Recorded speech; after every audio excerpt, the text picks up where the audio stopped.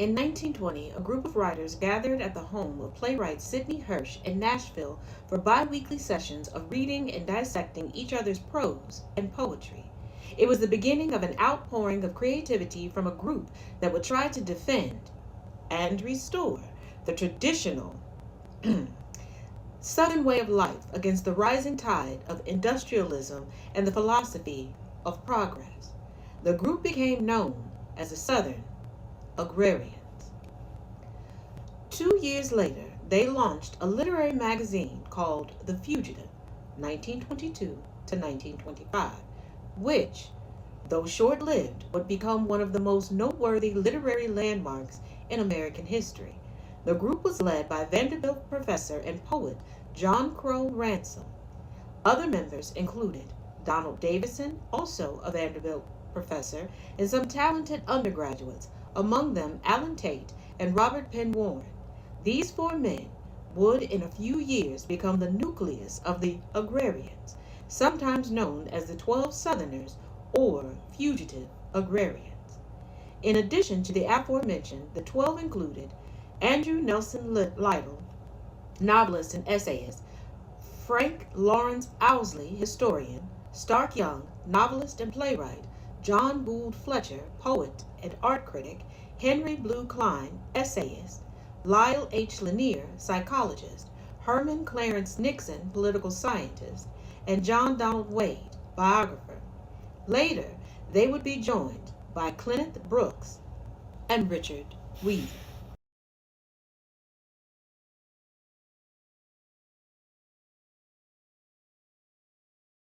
The agrarian heritage remained an astonishing achievement. It began with "I'll Take My Stand, the South and the Agrarian Tradition," 1930, a collection of essays to which each of the original 12 contributed. Those essays defined the range and the purpose of what became the agrarian movement. They never embraced a specific political agenda, though they came close to doing so in a second volume of essays, Who Owns America? A New Declaration of Independence, which featured 9 of the original 12 essayists, in addition to several others, including Brooks and Hilaire Belloc. Thematically, the emphasis in the second volume is largely upon the economic foundations of industrialism and is probably the most trenchant attack on capitalism ever published in America outside of Marxist circles. Taken together, these volumes established a distinctive Southern conservatism which has, in one way or another, continued to spread its influence down to the present. This is evident in writers as diverse as Ralph Nader and Wendell Berry, both in our political thought and in our literary heritage. We'll continue in part 2, linked in the comments.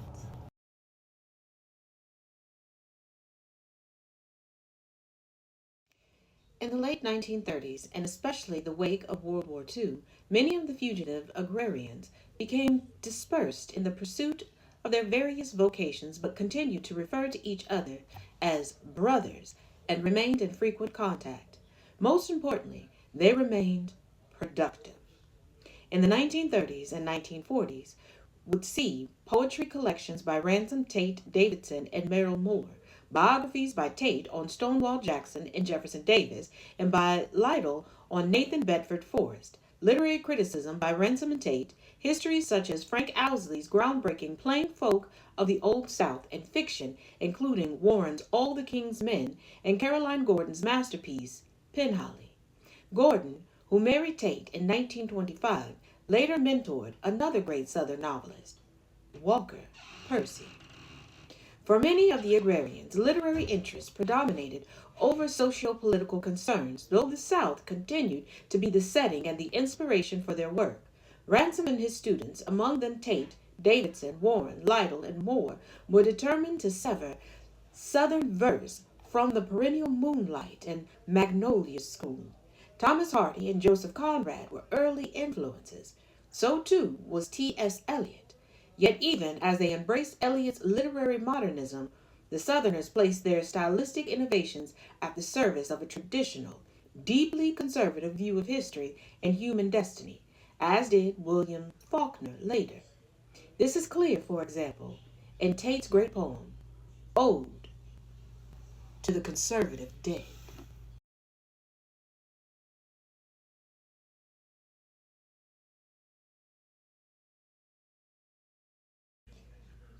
Ransom was the unquestioned leader in the early years, a poet praised by Robert Frost.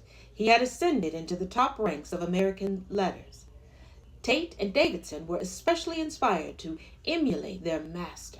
Ransom, Tate, Warren, and Brooks became part of the larger world of American letters. They were especially productive in the realm of influential literary quarterlies. Warren and Brooks at the Southern Review, Ransom at the Kenyon Review, and Tate at the Sewanee Review. All ended up leaving the South to teach elsewhere and, subsequently, all received honors in the Republic of Letters. Warren is the only American to receive a Pulitzer Prize for both fiction and poetry. Ransom and Tate were both awarded the Bollinger Prize. Tate served as chair of poetry at the Library of Congress, and Warren, in 1985, was appointed the nation's first official poet laureate. In the 1930s, Ransom and Tate, along with Warren and Brooks, became the founders of the so-called New Criticism, which became a driving force for academia for decades, beginning at Yale, where Warren and Brooks taught. The New Critics had no use for a Marxist or any political reading of literature. They simply examined the text, searching for what Brooks memorably termed a shaping joy in works of art.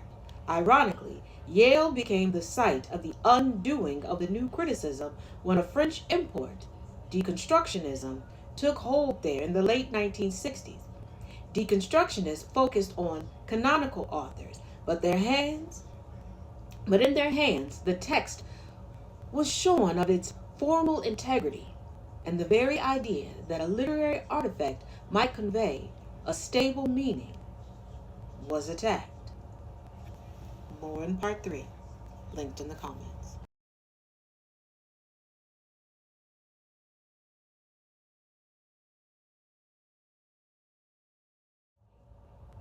As an offshoot of their literary criticism, the Agrarians excelled in another genre, textbooks. For decades, Warren and Brooks' understanding poetry enlightened generations of undergraduates. Similarly, Davidson's American Composition and Rhetoric, first published in 1938 and revised for later editions, exerted a lasting influence, along with, and Weaver's A Rhetoric and Composition Handbook, published in 1967. Open these books on almost any page, and you will find samples of Aristotle, Quintilian, John Milton, Robert Frost, Kenneth Burke, Francis Bacon, Herman Melville, and many others of the same caliber. One might trace an almost direct line of descent from the classical Greek and Latin curricula that predominated in Southern schools in the 19th century down to many of the readings and rhetorical principles featured in these textbooks. Lytle, Davidson, Weaver, and Owsley traveled a different path. All were far too conservative to gain much recognition from the Manhattan Ivy League literati. Instead, they, like Flannery O'Connor later, stayed home. Davidson at Vanderbilt, Owsley at the University of Alabama, and Lytle at the University of Florida, while Weaver escaped the University of Chicago to summer at his ancestral home in Weaverville, North Carolina. Lytle and Davidson never wavered in their devotion to the cause, but represented the whole man. Lytle was the novelist, short story writer, teacher, editor, biographer, and memoirist. There was more to the man than the printed word. As a teacher, he nurtured O'Connor, James Dickey, and Harry Crews, as he was also a legendary raconteur.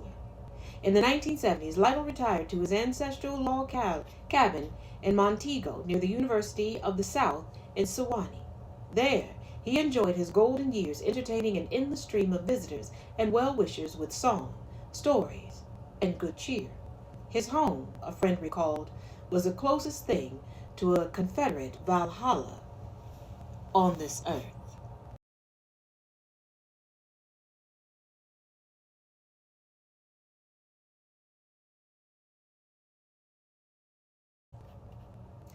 Davidson continued to pursue multiple vocations as poet, novelist, essayist, historian, and teacher.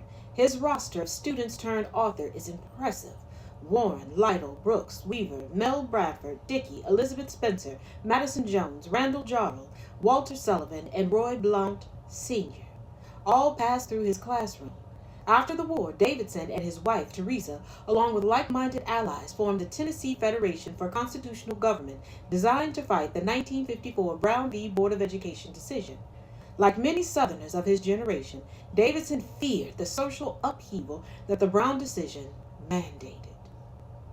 Yet, as early as the 1920s, he befriended fellow poets at Fisk University, the historically black college in Nashville, and opened space on his Nashville, Tennessean book page to members of the Fisk English department. In 1961, Davidson published his final volume of poetry, The Long Street. There, as he had for much of his career, Davidson expresses himself as a citizen poet, one deeply rooted in the traditions and folkways of the South. As Lewis P. Simpson has noted, Davidson was virtually unique in his complete adoption of the role of Vates, in taking on the ancient vocation of the poet as the seer and prophet who speaks out of the whole and living tradition of his people.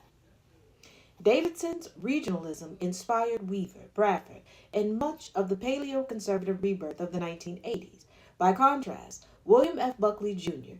kept the Southern tradition at arm's length.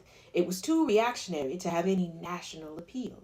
Yet, it may be that what seemed reactionary in the heyday of our long embrace of technological progress and industrial expansion is beginning to look more like prophetic wisdom. The agrarians wrote for the survival of their homeland. They knew, as Davidson knew in his poem, Sanctuary, that if we forsake the past, we forsake ourselves. It is a trust laid on your lips as though a vow to generations past and yet to come. Is it though? Is it?